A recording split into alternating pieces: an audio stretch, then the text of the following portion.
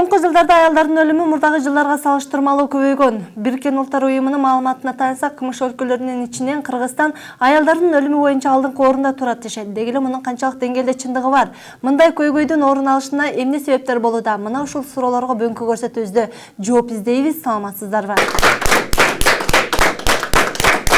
Аялдардын өлүмүнүн көбөйүшү туурасында бир нече адистер келип, бүгүнкү биздин көрсөтүүбүздө кеп кеңештерин жана ой пикирлерин билдирмекчи. Алгач биз Кыргыз Улуттук университетинин социалдык философия илимдеринин аспиранты Нагима Субанкулованы, ошондой эле Чогуу ракка каршы фондунун директору Гүлмира Абдыразакованы студиябызга чакыралы.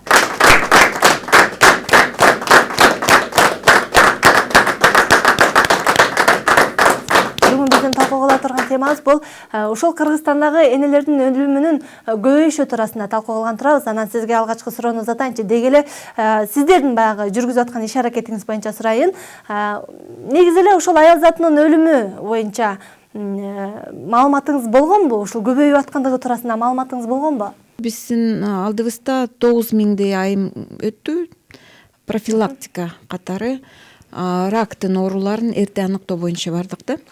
Ошону өзүмдүн статистикамды карасам, бир 20, даже 20га жетпеген пайыз аялдар ден соолугу жакшы экен, калгандары бүт оорукчан экен. Эмне оорулар боюнча урушат экен көпчүлүк? Биз женский жактан карадык да, аялдын ооруларына каранда, жүрөк, давление, сахарный диабет, толтуралуу оорулар. Мисалы, сиздер ошону иликтеп баягы текшерүү жүргүздүңүздөр да, анан ошол айымдардын өздөрү билет бекен ушундай оору менен ооруп аткандарын?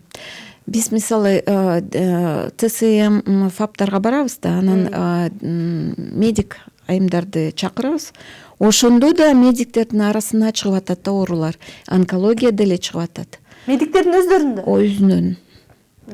Бунун себептери эмнеден? Бул баягы себептери, бул көп себептери. Мисалы? Психология жактан, тамак аш туура эмес, багы көп баспагандык, көп движение кылган, туура движение, мындай үйдө аракет кылабыз, бирок туура движение кылбайбыз да. Келиңиз, Нагима, дал ушул тема боюнча дагы өзүңүз иликтөө жүргүзүп аткан экенсиз, анан сизге суроо узаткым келип атат. КМШ өлкөлөрүнүн, мамлекеттеринин ичинен Кыргызстан аялдардын өлүмү боюнча алдыңкы орунда турат деген маалымат бар экен да. Бул канчалык деңгээлде чындык? Чындыкпы же жалган эле маалыматпы? Мен негизи аялдардын өз мүмкүнчүлүктөрүн ишке ашыруу темасындагы илимий ишимди изилдеп жатып, аялдардын өлүмү боюнча ушул темага токтолуп калганда аябай өкүнүчтүү болду. Борбордук Азия өлкөлөрүнүн ичинен аялдардын өлүмү Кыргыз Республикасы 10 жылдан бери, бул статистикалык маалымат, 10 жылдан бери өзүнүн деңгээлин түшүрбөй келатканы аябай өкүнүчтүү. Алдыңкы орунда биринчи местеде келет экен да. Башкача айтканда, Африка өлкөлөрүнөн кийин Кыргыз Республикасы турат экен. Бул маалыматтардын баардыгы чын. Мен баардыгын изилдеп, иликтеп көрдүм. Кайсы оорулар менен эмне себептен ооруйт дегенде, биринчи бул энелердин өлүмү кыйыр жана тике болуп бөлүнөт экен дагы. Алар экономикалык, саясий, маданий, ошондой эле тышкы жана ички миграция, эмиграция дегендей. Жалпы маалыматты алганыңызда, ушул аялдардын өлүмүнүн көбөйүшү бул шаар жеринде көбүрөөк болот бекен же айыл жергесинде көбүрөөк болот бекен? Шаар жеринде баягы кичине жетишкен болгондуктан айыл жергесинде көбүрөөк болот экен да, өлүм да ушул жакта көбүрөөк катталат экен да. Статистикалык маалымат боюнча. Акыркы жылдардагы ушул аялдардын өлүмүнүн көбөйүшүнүн негизги себептери кайсылар экен? Биринчи себеби бул төрөт, албетте. Эң биринчи бул төрөттөн дагы бул жаш кыздардын, секелек кыздардын 12 жаштан 16-18 жашка чейин Кыргыз Республикасында 160 миңден ашык ушундай секелек кыз энелер пайда болгон дагы, алардын 30% ошо төрөт учурунда каза болот экен да. Сиздер иликтеп көргөндө, мисалы, ушул аялдардын өлүмүнө, мисалы, жанагындай ар кандай оорулар себеп болуп атат деп атпайсызбы? Ошол учурда жашкырагы боюнча кандай болот экен? Мисалы, көбүнчө кайсы курактагы айымдар көбүрөөк ооруйт экен? Мында биз эң башында баштап атканда осмотрду ошондо 40тан 60-70ке чейин деп карадык да. Бирок ортодо болбой эле келиндерин, кыздарын алып келип атат да. А жаштары 20дан баштап карасак, 20 жаштан баштап оорулар көп экен. Анан биз ылдый түшүрдүк 20 жаштан 60ка чейин көрөлүбүз депчи. Рак оорулары боюнча дагы каза болгон аялдар көп экен Кыргызстанда. Негизи статистика боюнча 15-жылга караганда 16-жылдын статистикасы жок пока. рак молочной железы, көкүрөк рак боюнча рак шейки матки, ошону карасак 15-жылы 1107 аныкталды. Ошонун ичинде 1 жылдын ичинде 225 аял каза тапты. Мурдагы салыштырмалуу биздин менин чоң энелерим мисалы ошол 14-15 чейин балаларды төрөгөн да эч кандай дары дармектин кереги жок эле, ошол шекиллери аман эсен болуп көз жашкан. Азыркы себеп негизги өзөгү эмне деп биз үстүтөн айтып коюп атабыз да, ушундай болуп өлүмгө учуруп атат деп. Ошону барып эң негизги себебин алып токтотуп, ошол эрекини дарылап же ошол эрекини бир иш чара кылып токтотсо болбойбу? Эмне себеп болот эң өзөгү? Абдан жакшы суроо. Негизи 3 себептен. Бул аба, экология, бул тамак аш. Тамак аштын ичинде суу, ар кандай суу болуп атпайбы? И үчүнчү бул психология жакта. Азыркы жашоого караганда, азыр жашоонун баары бул кризис болуп атпайбы? Постоянно баланын кийимин каяктан табам, окуусун кантип төлөйм, тамак ашты кантип айтам, табам деп, бул психология. Тамак болсо, однотипный тамак, күнүгө жеген тамак, бул туура эмес. Ошол кесепети абдан чоң. Суу ичпегендик, туура суу ичпегендик бул абдан чоң маселе. Ошону туура колдонуп, туура эжелерин бирип алса, ар бир жаран жашынан баштап, мектептен баштап, ошондо ден соолугу жакшы болот, чын болот, и өмүрү узун болот да. Аялдардын өлүмүнө эмне себеп болууда деген суроого карата бүгүн биз атайын интернеттен иликтөө жүргүзүп, бир нече маалыматтарды чогултуп сюжет кылганбыз. Азыр ошону көрөлү, андан соң алдыдагы конокторду чакырабыз.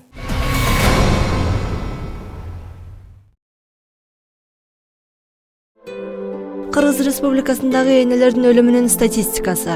Кыргыз Республикасынын акыркы 10 жылдыкта энелердин өлүмүнүн көрсөткүчү туруктуу мүнөздө жогору болуп төмөндөбөй жатат. Учурда Кыргызстандагы энелердин өлүмүнүн көрсөткүчү Чыгыш Европа жана Борбордук Азия өлкөлөрүнүн ичинен эң жогору.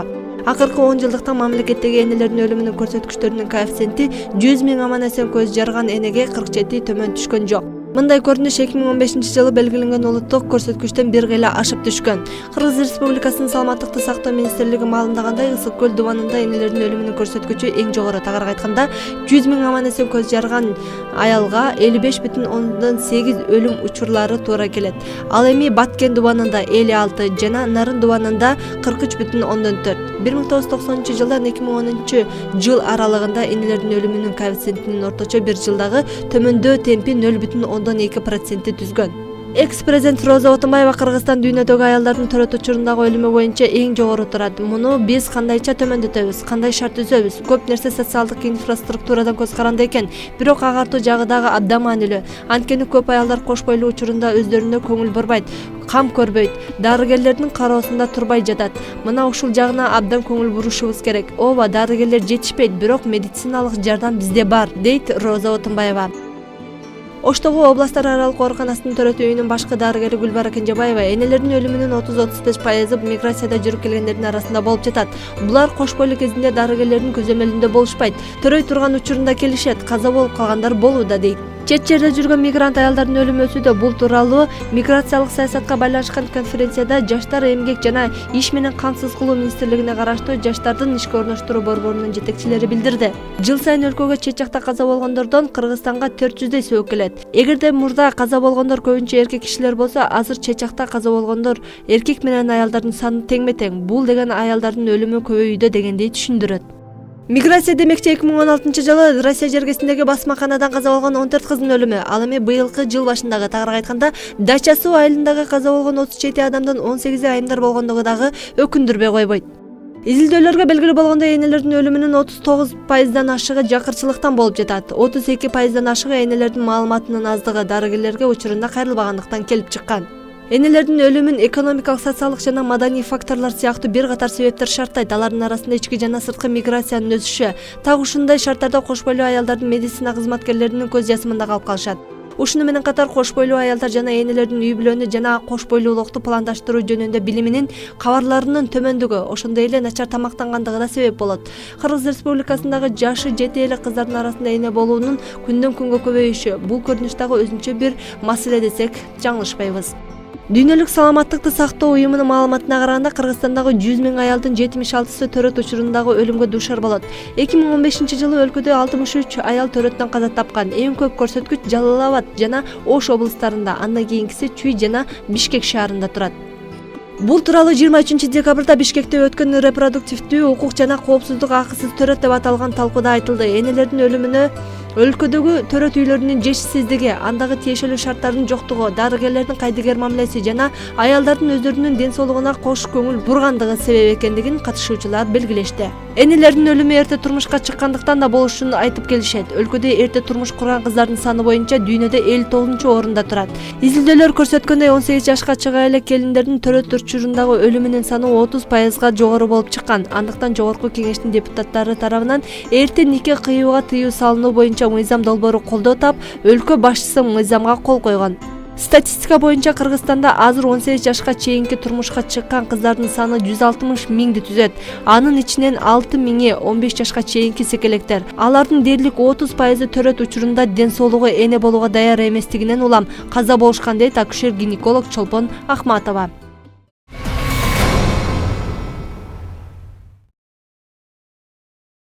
Мына ушундай сюжеттен кийин биз алдыдагы конокторду чакыралы. Ал үчүн бүгүнкү биздин темага карата дагы бир нече маалыматтарды берүү үчүн саламаттыкты сактоо тармагынын ардактуу кызматкери Гүлбү Шалтакова, ошондой эле акушер-гинеколог Бактыкан Алымкулова бүгүн биздин студиябызда.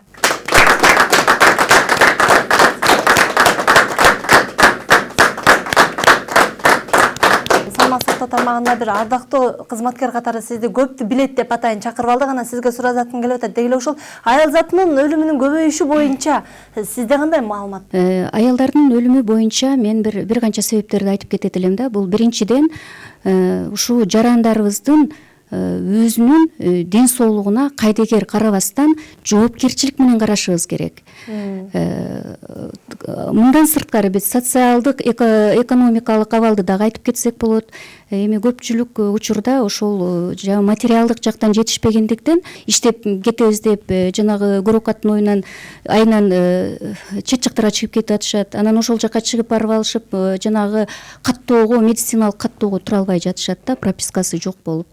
Анан өз алдынча эле жанагы бойлоруна болуп калат. Бойуна бүткөндөн кийин барып бир жерге учетко тура албайт.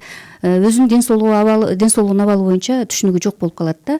Анан баягы төрөгөн учурда гана келип, жанагы төрөй турган учурда келип тургандан кийин роддомдорго кайрылышат, скорый чакырышат. Роддомдогу акушер-гинекологдор албай койгонго акысы жок. Бул деген врачтар дайыма жардам бериш керек, алышат. Төрөт учурунда кан аз болуп калса, жанагы кровотечениеге дуушар болушат, кан токтобой коет. Бул бир себеп да. Экинчи себептен жанагы айтып кетти, мага чейинкилерде айтып кетти, жанагы жашы жете элек секелек кыздардын боюнда болуусу депчи. Азыр эми жана миграция жөнүндө айтып атпайлыкпы? Москвада мисалы үчүн бир квартирада 15-20 адам жашайт экен да. Алардын түшкөн ваннасы бир, кухнясы бир, ал 20-30 адамдын ар кандай оору менен оорушу мүмкүн да. Жанагы жугуштуу оорулар менен, жыныстык жактан жугуштуу оорулар менен да ооругандар көп да. Анан ошол жерде эле жашап алышат экен бири-бири мененчи. Бири-бирин заразить этишет, учетко тура албайт. Инфекция деген бар да, аны жугузуп алат да, анан боюна болуп турат. Анан кеч срокто врачтарга кайрылышат, аны аборт жасап алганга болбойт, дары-дармектерди ичет. Дары-дармектердин токсический жанагы таасири бар да, ал ичте жаткан баланын ден соолугунун абалын да начарлатат да. Азыр биз бир эле баягы аялдардын өлүмүнө эле баягы көңүл бөлө бербестен, аялдар дегенин ичинде жаткан балдардын ден соолугун дагы биз ойлошубуз керек. Мисалы үчүн Бириккен Улуттар уюмунун жанагы статистикалык данные боюнча, мен азыр сиздерге бир мисал келтирип кетем. Мынтип айтып атат да, 100 000 төрөлгөн балага дейт, 82 эненин өлүмү туура келет деп айтып атат. Кыргызстанда? Кыргызстанда айтып атат да. Андан кийин бир жыл ичинде дейт, балдардын өлүмү 1,5 эсеге өстү деп айтып атат. Бул 10-жылдан 15-жылга чейинки маалымат. Башкача айтканда дейт, жаңы төрөлгөн 1000 баладан 20 бала өлөт экен да. Бул эмнеден келип чыгып атат? Бул именно энелердин энелердин жана жоопкерчилигинин жоктугунан келип чыгып атат да. А эмне үчүн бойна болордун алдында ойлонушпайт? Мен эртең эне болом, менин ден соолугум таза болуш керек деп эмне үчүн жана медициналык көзөмөлдөөдөн өтүшпөйт, каттамга турушпайт. Төрөт учурунда эмес, андан сырткары жанагы Гүлмира Токтомаматовна айтып кетти, жана онкология боюнча да менде статистикалык данныйлары бар да. Бул 5,4% өстү деп атат. Онкологиялык оорулар акыркы жылда. Андан кийин мисалы үчүн 1000 адамга 94 учур дал келет экен да. 1000 адамдан 94-ü онкология менен ооруйт деп айтып атат. Андан башка ВИЧ инфекциялары бар. Социалдык оорулардан жана туберкулез деген бар, гепатиттер бар, жанагы вирусный гепатиттер бар. Мына ошолорду дагы айтып кетишибиз керек да биз. Демек ошонун баардыгы аял затында көп болгон үчүн өлүмү көбүрөөк болуп атат, Албетте, мен жанагы инфекция жөнүндө айтып атпаймынбы? Бир ваннага жуунушат, бир кухнядан тамак ичишет, посудалары почти посудаларды чогуу эле колдонушат да, биринин бири колдоно берет. Ошол учурда дагы жанагы инфекция жугуштуу оорулар менен ооруп калышат да. Демек бул аялдардын өлүмүнүн көбөйүшү бул өздөрүнүн ар бир аял затынын өзүнүн ден соолугунун алдын албагандыгы дейсиз. Алдын албаган, кайдыгерлик мамиле жасап, ошондой учур көп болуп атат да бизде. Келиңиз, сизге суроо заталчы. Чындыгында бул маалыматтын баардыгын издесек, көпчүлүк аялдардын өлүмү бул төрөтканада, төрөгөн учурда же болбосо төрөгөндөн кийинки өлүмдөр деп көбүрөөк катталат экен да. Анан сиздеги маалыматтар боюнча 2015-жылы 158.913 аял төрөгөн, анын ичинен 63 аял каза болгон Кыргызстанда. А 2016-жылы болсо 156.059 аял төрөгөн, 47 аял каза болгон. Бул бир жылда болсо дагы аялдардын өлүмүнүн азайышы болуп атат да. Бирок ушул 47 аялды изилдегенде эмнелерден өлдү деп келип чыкканда, быйылкы жылы экстрагентальный заболевание деп коет. То есть бул аялдардын өздөрүнүн оорулары болгонда. Жүрөк оору, сахарный диабет, боор оору, мээсинен жабыркау жана ошол эле учурда азыркы күндө биздин секелек кыздардын турмушка чыгышы көп болуп атат да.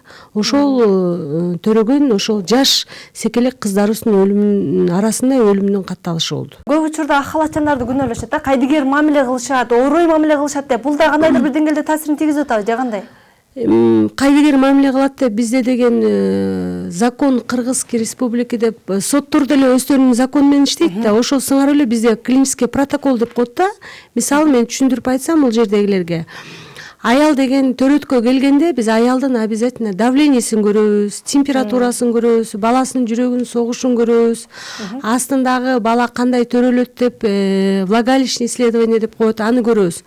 Анан кээ бир адамдарга таң каласың да, карап туруп эле мен бала аялымды карабай жатасың, давай карагының, сен кара деп эле кыйкыра берет да. Биз түшүндүрүп айтабыз аларга, ата энелерге деле, жандарында жүргөн. Мисалы көп учурда акча берсең карайт экен, акча бербесең карабайт экен. Ошол нерсеге келип атабыз да. Анан биз айтабыз да, 4 саат сайын карайбыз астын, эми бала төрөлө турган жакты. Биз 4 сааттан мурун карап кое турган болсок, ал деген каждый биз карап колубузду салып аткан, бул наоборот инфекцияга алып келет. Аялыңызга начар таасирин тийгизебиз.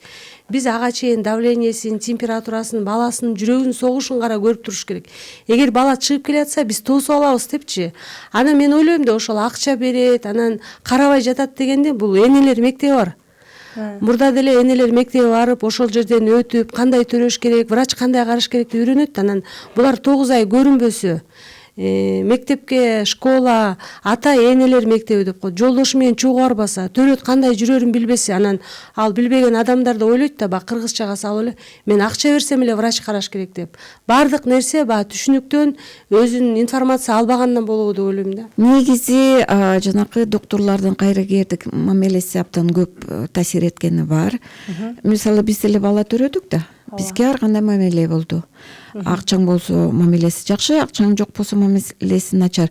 Бирок 5 колдо 5 неме тең эмес. Ошондуктан ар бир больницага барсаң эле анализ азыр ар бир барганың эле 3-4 миң. Айылдан келген андай акчалары аздыр, жоктур. Ошол коркуп эле, мамилесине карап эле, коркуп эле акчасы жоктугунан эле созо берет, анан ала жоктугунан уже ай ладно деп коюшат да, мейли төрөгөндө эле барып калам.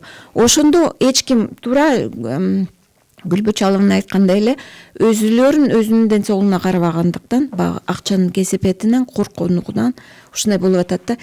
Как врач катары. Себеби бул Москвада жүрүп атпайбы кыздарыбызчы, бизге келип эле самолеттон келип төрөп калган учурлар көп болот да. Анан Москвада иштеп аткан эженин оюна кошулганын баягы айылдан келип, баягы айлык албагандар, келип мүмкүнчүлүгү жоктор, мен кантип көрүнөм деп. Анан Москвага барганда эле, Бишкекте жүргөн деле кыздар бар да, иштеп акча тапкан.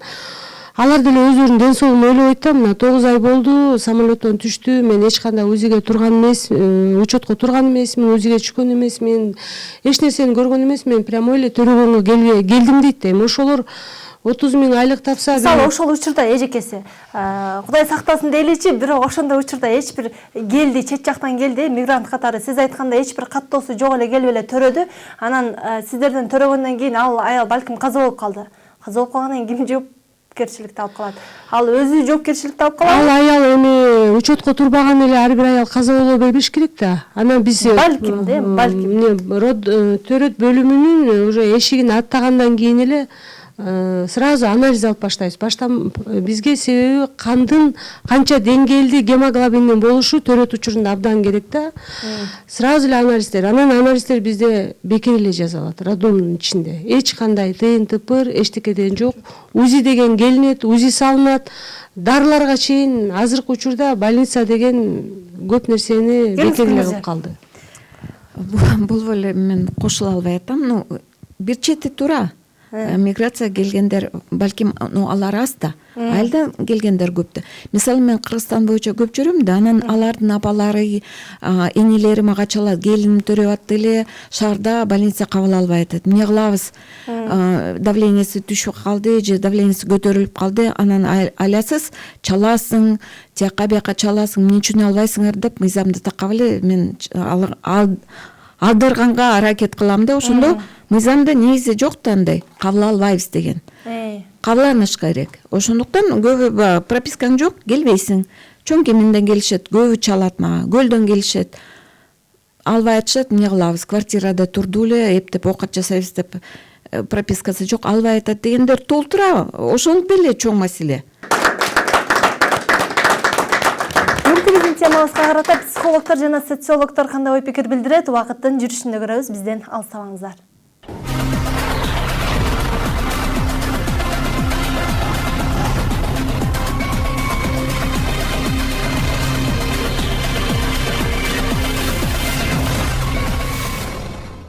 Көрсөтүүбүзгө карата өздөрүнүн дагы ой пикирин билдирүү үчүн келген психолог Нуржамал Төлөгөновна, ошондой эле социолог Асель Шайылдаева бүгүн биздин студиябызда.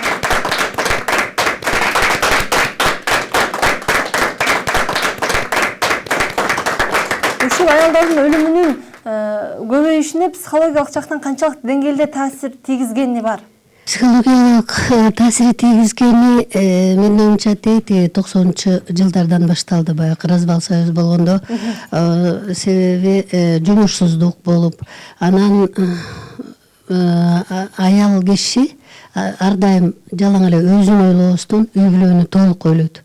Вот ошондон баштап бүт психологиялык нагрузканын баары аялга туш келди. Жакынкы мамлекеттерге, Казакстан, Россияга чуркап иштешип, чет мамлекетке чыгып, үй бүлөнү багуунун бүт нагрузкасы аял затына болуп калды да. Ушул аялдардын өлүмүнүн көбөйүшүнөгө негизги социалдык жагын айтып өтсөңүз. Биринчиден эжелерге кошулам. Бул жерде буга чейин абдан кызыктуу айтылып кетти. Эгерде социалдык жактан алсак, бул коомубуздагы азыркы кездеги миграция абалы абдан чоң таасирин тийгизип атат. Жумушсуздук, ошондой эле бул жерде аялды карап атканда эркектерди да унутпашыбыз керек. Себеп дегенде алардын ролу дагы үй бүлөдө абдан аз болуп, төмөндөп, жалаң эле биз аял киши дегенде эле баягы үй бүлөнү бага турган кандайдыр бир жаштардын аң сезиминде ушу аял киши баарын кылыш керек деген аң сезим туура эмес кирип баратат да. Акыркы учурларда жаш кыздардын дагы ушундай суицидке кабылып өлгөндөрүнүн саны дагы арбап баратканын айтышат. Мына ушул маселеге дагы келип бир токтоло сөз. Мен ойлойм, азыр ошо жаш кыздардын, вообще жаш балдардын өлүмү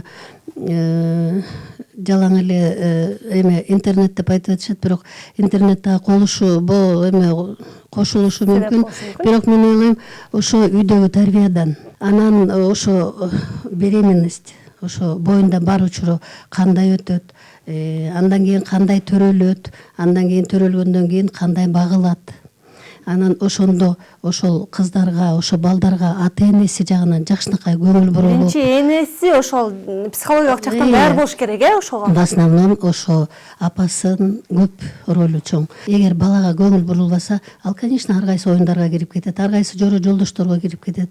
Анан ар кандай ошо көпчүлүк өлүмдөргө ошо именно подростковый период туш болуп атат да. Өткөл курактан. Ошол үчүн биз ошол маселени ата энелерге көбүрөөк айтышыбыз керек да. Бул айылдар эрте турмушка чыгуу жөнүндө сүйлөп атасыздар, буга ата энелер күнөөлүү да. Туурабы ошо? Баарыбыз эле кыргызбыз, бирок биз ошо бирөөнү күнөөлөгөндү жакшы көрөбүз. Ар бирөө өзү күнөөлүү да. Мисалы информация жетпейт деп айта албайбыз. Информация ашып ташып атат. Вот ошонун жакшы жагын алыш керек. Даже ар кандай моменттер болгондо, эң биринчи айызы келгенде, менструация. Ошо келгенде кээ бир кыздар в шоке, депрессия, стресске түшкөн, коркуп, жүрөгү түшүп, аябай жаман болгон убакыттар болгон. Аны ким айтыш керек? Аны апасы айтыш керек. Аймактарды бүт кыдырып көрдүм деп атпайсызбы Кыргызстандачы? Анан ушул медицина тармагындагы кызматкерлерден ушул сурашкан экен да, иликтөө жүргүзгөндө ушул аялдардын өлүмүнүн көбөйүшүнө эмне себеп дегенде баягы техниканын жетишсиздиги деп дагы бир баса белгилешкен экен да. Анан кандай экен элет жерлеринде? Техника жетишсиздик, анан жанакы ар бир жылы повышение квалификации деген болот. Анда деле көп жаңы наука турбайт да бир жертечи, жаңыртып эле турат. Ошондо ар бир жаңырган сайын медиктер жаңырганды билип турса, кичине көз караш башкача болот эле да. Анан мамлекет көп таасир эткен мамлекет. Мисалы, мыйзамдар иштебейт, айлыктары аз. Бул деле медиктерге таасир. Жакшы айлык болсо, жакшы маанайда жумушка келет эле, билет эле, боюнча айлык алам, мен иштешим керек депчи. Айлыгы аз, келет, настроениясы жок. Эптеп бүгүн кантип нан табам деп аракет кылган жанакы немеге лаборатория тиво көп болуп атпайбы азыр направление. Анын бонусная система азыр.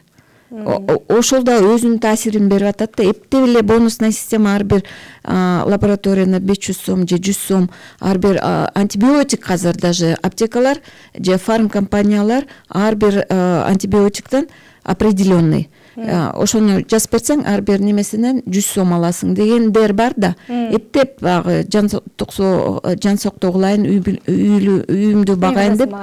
Ошондуктан бул деле таасирин берип атат да. Биз 2015-жылы мына Гүлмира Токтомаматованын жанагы чогуу ракка каршы кыймылы деген топту алып алып, ар бир атоолдун өзүнүн туулуп өскөн жеринде мойнунда карызы болот, милдети болот деп айтат эмеспи? Мен ошол туулуп өскөн жериме Караолжо айылына алып бардым эле, ошол топту каржылап алып барып, анан кийин чындап эле ошо аялдарды изилдеп көрөлүчү деп ошол Караолжо районун биз жанагынтип аялдарды кароодон өткөрсөк, медициналык кароодон өткөрүптүрбүз. 388 аялды караптырбыз да. Анан ошонун 95 эле аялы здоровый чыгып атат да. 95. Бул деген процентный неме менен айтып көрсөк, соотношение менен айтып көрсөк, 24,4% гана здоровый чыгып атат дагы, 75,6% оору чыгып атат. Ошолордун мына лейкоплакия, бул жана предраковый ооруларга кирет. 14 лейкоплакия менен ооруйт экен. Экөө кровроз дейт. Анан жанагындай эрозия менен абдан көп оорушат экен. 98 аял эрозия менен ооруп атат да. Андан башка эндоцервицит, воспалительный болезньдер, фиброматоз дейт, толтура да. Мына ушул азыр жана миграция боюнча сөз кылып атпайлыкпы, каттоодон өтпөй калып, анан кийин жанагындай оорулар пайда болуп атат депчи. Кээде ушуга мен бул дагы мындай туура эмеспи деп ойлойм да, себеби келип келе жана жарандардын жоопкер өзүнүн ден соолугуна кайдыгерликтен келип чыгып атат да. Эми мына ушул 388 аялдын жашаган жери бар. Алар каттоодо бар. Эми ошол аялдар барып, өз убагында барып, ошондой бир оорунун бир симптомдору пайда болот да. Аны бел ооруйт, же дагы бирдемени байкашат, анан эмне үчүн өз убагында барбайт деп айтып кетким келет да. Гүлмира Токтомаматова айтып кетти, жана ушундай бонусный система менен врачтар иштейт деп. Бирок бүткүл дүйнөлүк азыр уюмдун бизге энелердин өлүмүнүн коркунучсуз программасы деген окуу менен 2005-жылдан бери иштеп келатабыз да. Ошол жерде бизде ушул Кыргыз Республикасынын саламаттык сактоо тармагынын закону менен ал жерде жазылган. Бурда кесарево болгон аялдарга 5 күн антибиотик алып атса, азыр ичинин териси кесилгенге чейин бир жолу гана профилактика антибиотика терапия деп коет. Андан кийин оорубаса, ал профилактика андан ары улантылбайт. Аябай дарыларды аз колдонуп калдык эжеке. Аябай аз колдонуп калдык. Бул статистикада да айтылган. Анан сиздин айтып аткан бул немеңиз мүмкүн поликлиникада болуп аткан чыгар, көп дарылар жазылып. Боюнан алдыруунун айынан каза тапкандар боюнча маалыматыңыз бар бекен? Боюнан алдыруу боюнча көбүнчө ошол жаш кыздар 30% боюнан алдырып атканда, андан кийин дагы каза болуп калгандар көп экен да. Андан кийин аз кандуулук ошол учурда боюнан алдырып аткан аз кандуулук, анан врачтардын шалакылыгы ошол мезгилдеги боюнан алдырып атканда балким жатынга тийип койсо, андагы кийинки ал бала алуу болбой калышы мүмкүн. Ушундай орчундуу маселелер бар. Анан ушул өлүмгө түрткөн дагы бир себептери дейт, бул ичкиликтин, жанагындай тамакинин, баңги-заттардын колдонушундагы себептери дейт да. Мына ушул жаатында кандай маалыматыңыз бар экен? Бул ичкилик жактан дагы ВИЧ-СПИД оорусун жуктуруп алган айымдар да көп экен. Алардын Кыргыз Республикасында 2015-жылга эсептегенде 1765 айым ушул ВИЧ-СПИД оорусун жуктуруп алган экен. Ал биринчи орунда ушу Ош областы, андан кийинки Чүй, андан кийинки ушу Баткен, Талас, ушу айма региондор кирет экен да. Ошондой эле бул арак, башкача айтканда алкоголдук ичимдиктерди жана баңги заттарын колдонгондо 1000 аялга эсептегенде, 100 000 аялга эсептегенде бул эркектер 96-сын түзсө, аялдар ошол эле моментте бир 45%-ында аялдар. Бөдөнөн сойсо касапчы сойсун деген сөз бар эмеспи? Анан кийин өзүңөр айтып атасыңар, баягы ар бир өз-өзүнүн ордун бериш керек депчи. Менин суроом мындай болуп атат да, ушул жекини эмне үчүн түзүлдү? Саламаттык сактоо министрлиги ошол көзөмөлгө алып, мен бардыгына жетишпейт деген суроо бул жерден кайра айтылышы мүмкүн, жокчу. Бирок ошол учурда ошол түзүлгөндүгү үчүн эмне үчүн министр болду ошол экен. Ошол карап түшүндүрүү иштерин жүргүзүп, жалпы ошол регион боюнча дагы пункттарды ачып, жанагындай бул миграция болуп атпайбы? Бияка келгенде өздөрүнүн каттоого тура албагандыгы үчүн көрүнө албай больницага. Ошол иштерди башкачараак бир жөнгө салып, дагы бир мындай бир жеңилдетүү жолу менен кылса, балким бул маселелер чечилет деген ойдомун. ФАПта акушеркалар болот да. Алар өзүнүн аймагында канча келин бар, кайсы келиндин боюна бүткөнүн алар уже бир айдан эле билип башташат. Мен ФАПта көрүнбөй койду дегенге каршы эмесмин. Себеби айыл кичинекей болгондуктан акушеркалар бири-бирин тааныгандан шаар жергесинен дагы аябай жакшы болуп акушеркалар жүгүрүп баланча келин алыптыр. Ошону мен учетко алайын, боюнда бар бекен, давлениясин өлчөп турайын деп абдан жакшы карайт деген ойдомун. Министрликте ошондой. Андан тышкары буга чейин биздин мектепте окуп жүргөндө дарыгерлер келип, кыздарга айызы жөнүндө, болочок эне жөнүндө мындай информациялар берип турчу да. Азыр деле ошондойлор бар. Биз миграция жөнүндө сүйлөп атабыз. То, что айылдан келип алып, алар өздөрүнүн укугун мындай мен учетто жокмун, бул жерде мен каттоодо жокмун деп эле мындай корккондон бара албай жүрүп аткандар бар. Же болбосо базарда турушуп, же бир иш менен алек болуп, өздөрүнүн ден соолугун карабай баягы күнүмдүк оокатка гана аракет кылып, анан бул ден соолугун экинчи орунга коюп койгон аялдар бар да. Биз ошону мырзалардан суранып атпайлыкпы, жубайларынан? Сиздер аялдарыңыздарды апарсаңыздар, боюңда бар, сени көрүп коелу, каттатып коелу деп. Менде мындай бир кызык суроо пайда болуп кетти. Көйгөй аялдардын ошо аял затынын өлүүсүнүн көп катталуусу бул азыркы учурда көйгөй катары эсептелип атат да. Анан билбейм, негативдүү кабыл албаңыз, эркектерди коргогондукта эмес, аялдарды басмырлаганда эмес, өзүмдө энем бар, карындаш эжелерим бар дегендей. Бирок мындай суроо болуп атат да, буга чейин ошо эркектердин санынын өлүшү аялдардыкынан көбүрөөк болчу. Анан ошондо азыр аялдардыкы ашкандыктан, же болбосо теңелгендиктен бул көйгөй катары чыгып атат. А Кыргызстанда бир эркекке 3 аял катары эсептелинет да, статистика боюнча. Бул статистика, бул уламыш, бул жалган десек болот да. Башкача айтканда, буну социологдор дагы, статистика маалыматтары дагы муну иликтегенде көрсө, бир эркекке 7 кыз, болбосо 4 кыз деген бул уламыш экен. Көрсө дүйнө жүзүндө, даже дүйнө жүзүндө да бир эркекке кыз жетпей калыш да мүмкүн экен да. Например, Кыргызстанда 160 балага азыр кыз жетпейт экен. Ошол эле 16 миң адамга дейбиз. Анан кийин бул уламыш көрсө мындан чыгыптыр, 60 жаштан өткөндөн кийин эркектердин өлүмү көбөйөт экен да. Эркектердин өлүмү көбөйөт экен, ошол учурда бул чоң эне, чоң апта барыбызга туура келет экен дагы. Ошондо бир чоң атага 5 кемпир десек туура келет. Жаштарга эмес, Жаштарга эмес. Азыр кыздар эмнеге көп деген суроо туушу мүмкүн. Окуу жайларда болбосо азыр көчөгө чыксаң чың эле кыздар көп да. Көрсө көбүнчө эркектер миграцияга көбүрөөк аттанып кетишет экен да. Ошол себептен. Аялдардын өлүмүнүн көбөйүшү деген теманы тегеренинде талкуулап жатабыз. Келген конокторго да бир нече суроолор келген, жооп алалы. Эмне себептен Кыргызстанда чет өлкөдөгүдөй аялдын ден соолугуна, өмүрүнө жетиштүү деңгээлде көңүл бурулбайт? Билимдин жетишсиздигиби, адистин жетишсиздигиби же каржы маселесиби дейт? Биринчиден айтат элем, мисалы мен 15 жылдан бери, көп жылдан бери айылдарды аралап, социологиялык изилдөөлөргө көп катышып, ошондон өзүмдүн мисалымды келтирип кетсем болот. Акыркы жолу ушу Кочкор аймагындагы Бугучу айылында болдум да. Ал жактан элдер менен сүйлөшүп отурганда эң биринчи көйгөй бул биздин айылга тажрыйба алуу, билимдүү врачтардын жетишсиздиги дейт. Мисалы үчүн азыр университетте көп эле билимдүү бүтүрүп аткандар бар, бирок аз айлыкка байланыштуу көбү ал жактарга барып иштешпейт экен. Өзүмдүн практикама жүзүмөн көргөн маселелер бар экен. Мисалы лабораториянын жоктугу бул дагы проблема экен. Мисалы алардын бардыгынын эле мүмкүнчүлүгү жок, ден соолугун ойлойн десе деле акчасы жок. Ал акчанан көрөк баласынын мектебине төлөйүн, мен эми анализди кое турайын, бак өлүп жатып калган жокмун да, пока чыдайын деген биз аялдар чыдамдуу келет экенбиз, анан чыдап акырына чейин жүрө берет экенбиз. Анан ошол себептен көпчүлүгү жетпей калат экен Бишкекке. Мисалы көп анализдерди Бишкектен тапшырыш керек экен. Үй бүлөдө кыз балага берилген тарбия келечектеги аялдын өлүмүнө канчалык деңгээлде таасирин тийгизет? Экинчиси, толук эмес үй бүлөдө же томолой жетим болуп чоңойгон кыз келиндердин келечекте өзүнүн басмырлоонун натыйжасында өз жанын кыюусу боюнча дагы ой пикириңизди айта кетсеңиз, психолог катары.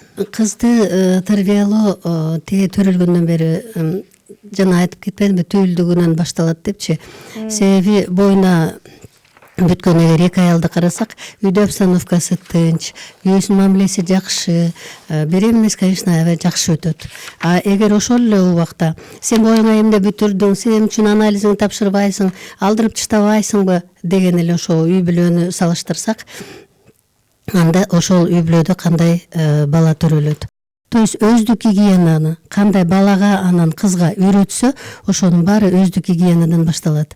Андан кийин уже кыз өзүн мектепке жарап калгандан кийин ал гигиенаны өзү улантып кетет. Анан сөз жок, могу 13-14 жаш деп айтып кетпедимби? Өспүрүм келген убакта көп суроолор пайда болот. Кыз балада эркек балада ошондо аябай жардамды күтүшөт. Эгер биз ошол маалда кызыбызга поддержка кылып койсок, жанакы айыс мезгилин айтып, анан эркек менен кандай мамилесин айтып түшүндүрүп койсок, точно так же баланы дагы кыз менен кандай мамилени түшүндүрүп айтып түшүндүрүп койсок, биз ошону туура жолго коет элек дагы.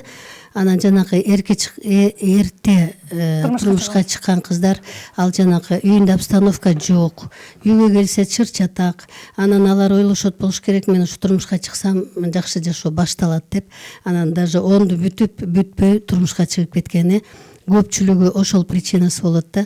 Кыргызстанда аялзат өлүмү ага себеп болгон факторлор боюнча изилдөө иш-аракеттерин адатта бейөкмөт уюмдар же жеке кризистик борборлор жүргүзүшөт. Бул маселени бир гана аларга тапшырбай, мамлекеттик органдар дагы ишке киришсе, маселе балким чечилип, аялдардын өлүмү азаят беле дейт. Аялдардын өлүмүн изилдөө боюнча мамлекеттик органдар деле иштешет. Буга чейин статистиканы ошолор беришип атат.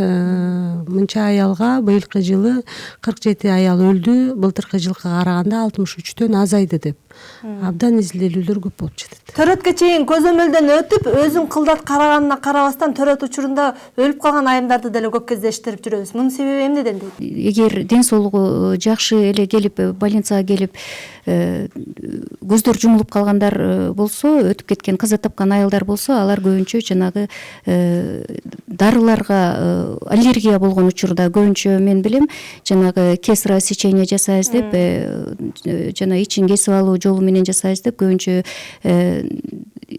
лидокаин беришет, эпидурально. Анан ошол учурда анафилактический шокко түшүп каза тапкандар болот да. Эми мен көп деп айтпайм, кээ бирки учурларда болот.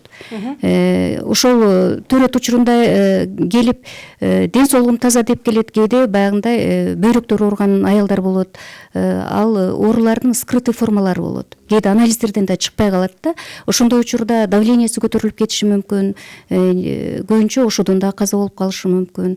Эми ар кандай себептери бар. Аялдардын өлүмүнүн көбөйүшүн эске алып, мамлекеттик кызматкерлерге кайрылып, мына ушундай болуп жатат, маселени кантип чечиш керек деген сунушту киргизе алгансыздарбы? Жаңы программа киргизгиле реформа кылгыла деп айтып атабыз. Азыр Азастан ал иштери алып барып атат, ийгиликте жетип атабыз деп атабыз.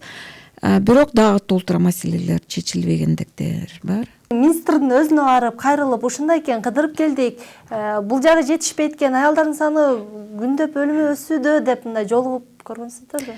Биз 2014-жылы парламентский слушание депутаттардын астына бүт Минздравды чакырып, ошо онкология боюнча бүт маселелерин баарын көтөргөнбүз. Ошондой дагы кайрыгерди кылып, Минздрав аракет кылбай койду. Ошондо өзүбүз аракет кылып баштагандыктан көп иштер ашыгып кетти. Буюрса баары жакшы. Мен ойлойм, дагы эле иштерди толтура аракет кыла беребиз. Аял затынын өлүмүнүн жылдан жылга өсүшүнө мамлекеттин кайдыгерлиги да негиз болуп бербейби дейт. Биринчи себеп бул адам өзү, аял өзү күнөөлүү деп эсептейм. Анткени ал өзүнүн ден соолугуна көңүл буруш керек. Мисал катарында Японияны алсак, ал жерде аялдар өздөрүнө көңүл бурушат экен дагы, ал жакта негизи эле ал өлкөдө 95% жалаң биологиялык активдүү кошулмаларды ичишет экен дагы, 5% аптекалар бар экен. А бизде наоборот 95% аптека, 5% бул биологиялык активдүү добавкаларды колдонобуз да. Ошон үчүн аял заты биз 30 жаштан кийин эле мындай чарчаган, анемия, болбосо рак, инфаркт, ар кандай шишик оорулар менен ооруп калабыз. Ошондуктан аял заты биринчи кезекте өзүнө витаминдүү азыктарды жеп, ошол эле убакта ошо биологиялык активдүү добавкаларды колдонуп, спорт менен машыгыш керек. Анан албетте, например, ошол эле 78-80 жаштагы япон байбичелер, багандай чоң аталар гольф деп, велосипед тебишет экен да. Ал үчүн мамлекет ошого каржы бөлүп берген дагы, аларга ошондой условиялар түзүп берген да. Бизге дагы ошондой условиялар түзүп бериш керек мамлекет. Ошондой эмелерди, программаларды иштеп бериш керек. Эми акыркы суроо сиздерге. Ушул аялдардын өлүмүн биз канткенде азайта алабыз жана эмнеге көңүл бөлүшүбүз керек? Мына ушул жерде эң мыкты адистер олтурасыздар, баардыгыңыздарчы. Анан жалпы коомдогу аял затына эскертүү иретинде өзүңүздөрдүн ой пикириңиздерди айтып, көрсөтүүнү жыйынтыктап өтсөңүздөр. Элет жериндеги аялдарга көбүрөөк көңүл буруп, ошол жерлердеги врачтардын санын көбөйтүп, ошолордун жаштардын айылга барып иштөөсүнө көңүл бурса дейм да, элдер менен. Мен ушунчалык аялдарга айтып кетким келет. Эртеден бери аябай жаман информациялардын баарын уктук. Аялдык өлүм деген бул бардык аял затынын, бардык кыргыз элинин мындай кайгысы да. Жапжаш кыздар каза болуп атса, жапжаш наристелер каза болуп атса, бул баарыбыздын оорубуз. Ошон үчүн мен урматтуу аял затына кайрылгым келет. Аял заты болуу бул аябай чоң бакыт. Себеби Кудайым аялга мээримдүүлүктү, сабырдуулукту, туруктуулукту, бүт жакшынакай касиеттерин баарын берип койгон. Ошон үчүн ар бир эле кыз эме болуу касиетине ээ болбой калат да. Себеби биз өйдөкү эме мисалдын баарын айтып кетпедикпи? Ал үчүн аял заты өзүнө жакшынакай көңүл буруп, боюмда болобу, аны пландаштырып, мен ошону төрөшүм керек, мен ошону жакшынакай бала кылып өстүрүшүм керек деп ар бир аял заты ойлонсо, анан биздин өлүмдөрүбүз азыраак болот эле. Бардык боло турган болочок энелерге аман эсен балалуу болушун каалайм. Бардык энелер ушу энелик бакытка жетишсин. Бирок ошол бакытка жетиш үчүн энелер өздөрүнүн ден соолугун жакшы карашсын. Коомчулук дагы, медицина тармагы да бардык ушул энелердин бактылуу болушуна жардамыбызды аябайлы. Эртеден бери сөз кылып отуруп атабыз. Эми бул чындап эле абдан чоң, орчундуу маселе экен. Эми муну бир жекеле же медиктер же болбосо социалдык тармакта иштегендер чече албайт. Биз комплекстүү түрдө муну чечишибиз керек. Албетте бизде мамлекет көзөмөлгө алыш керек. Жанагындай миграция боюнча сөз кылдык, учетко тура албай атат деп айттык. Өзүнчө ошолорго кошумча неме кадрлар даярдап, адистерди даярдап туруп, анан кийин отургузуш керек да бир жергечи. Мурда брак и семья деген немелер болчу, медцентрлер болчу да. Анан азыр мен ойлойм да, мен ушул программа, ушул элибиздин саламаттыгын кантип сактап калсак болот деп анан бир программа жаздым эле. Ошол программамда мен баягы ден соолуктун башаты эмнеден башталат? Бул деген өздүк гигиенадан башталат. А өздүк гигиенаны биз кайдан үйрөнөбүз? Биринчи бул деген дарыгерлерге кайрылышат боюнда бар аялдар. Анан дарыгерге дайыма каттамда туруп, дарыгерге келип турса, дарыгер түшүндүрөт кантип гигиенаны сакташ керек. Ошол эне төрөгөн баласына үйрөтөт гигиенаны кантип сакташ керек деп. Андан кийин бизде бала бакчалар бар. Ал жерде адистер болот, медсестралар болот, медиктер болот, алар үйрөтөт, мектеп. Анан ошентип биз баягы гигиенаны кантип сакташыбыз керек деп, анан кийин жетилип жанагы переходной возрастка жетишет да балдарчы. Ошол мезгилде балдарга өзгөчө көңүл буруш керек. Бу жерде педагогдор да иштеш керек балдар менен, медициналык кызматкерлер да иштеш керек да. Анан ошентип жана үйлөнүү учуруна келгенде, жанагындай медцентрлерге келип, чогуу үйлөнүп жаткандар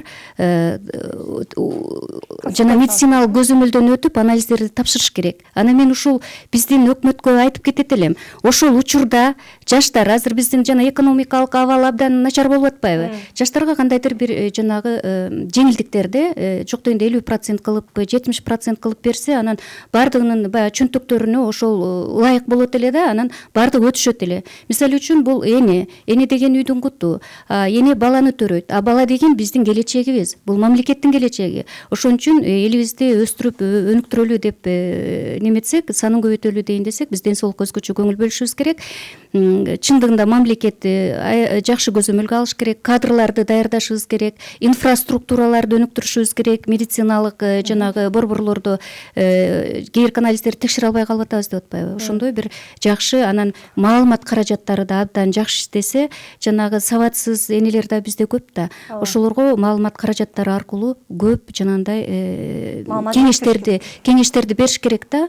Ошондо мен ойлойм алгылыктуу иштерди алып бара алабыз деп. Негизи мамлекет каяктан башталат? Мамлекет үй бүлөдөн башталат. Ар бир мамлекетти тартипке салабыз десек, биринчи үй бүлөдөн тартип болуш керек. Тартип каяктан башталат? Негизи баары айтат, иммунитет, оорунун баары иммунитет аздык болгондон оорулар пайда болот. Иммунитет бул эмне? Бул туура тамактануу. Суу ичкен бул обязательно милдеттүү болуш керек да. Куранда деле жазылуу сууну 3 бөл деп. 3 бөл дегенде кээ бирлер түшүнбөй эле 3 уртап коет, анан залпам эле алып кетет. Ал туура эмес. Ар бир тамактын астында жарым саат мурун суу 200 грамм, 300 грамм суу ичиш керек. Бул Куранда деле жазылуу. Ошондо ар бир жаран эне ата өзү ичип, өз балдарына көндүрсө, ден соолук ошол жактан башталат. Туура тамактануу болсо, иммунитет көтөрүлөт. Иммунитет көтөрүлсө, ошондо ар бир ооруга дени өзү күрөшкөнгө аракет кылат дагы. Ошо көбүнчө оорудан алыс болуп калышат да. Ошондо мамлекет үй бүлө ден соолукта болсо, ошондо мамлекетке дагы чоң салым болмок да. Айтылган сөздүн баардыгы биздин эсибизде калат деп ойлойбуз, бирок аны көргөндө биз көбүрөөк эстеп калабыз деп ушул күндү атайын ала келдик. Ошондуктан бул гүлдү биз аял заты деп эсептесек, ал эми муну сабагын биз эркек деп эсептешибиз керек да. Эркек канчалык ал ушунчалык аял затына кам көрүп, ошол эле эркек бир эле учурда биздин ал коллегабыз болушу мүмкүн, бир эле учурда ал досубуз же болбосо ал биздин эң жакын атабыз же болбосо жарыбыз болушу мүмкүн. Ошол бизге эң жакшы руханий азыкты бизге жеткирип берип туруш керек. Эгер сабагына күч келсе, гүл эч качан ал гүлдөй албайт. Ошондуктан ир шаркак бул иш алып барыш керек. Иш алып барыш керек. Ошондуктан дагы бир 4 сапыр менен ошо көрсөтүүнү жыйынтыктайсыз. Аз жашоодо азабы көп болсо да, аял эне, аял сулуу гүл бирок барктай алсак жарашыгын төгүлтүп, бакты сарытып, баскан изин гүл кылат. Кол чабуулар.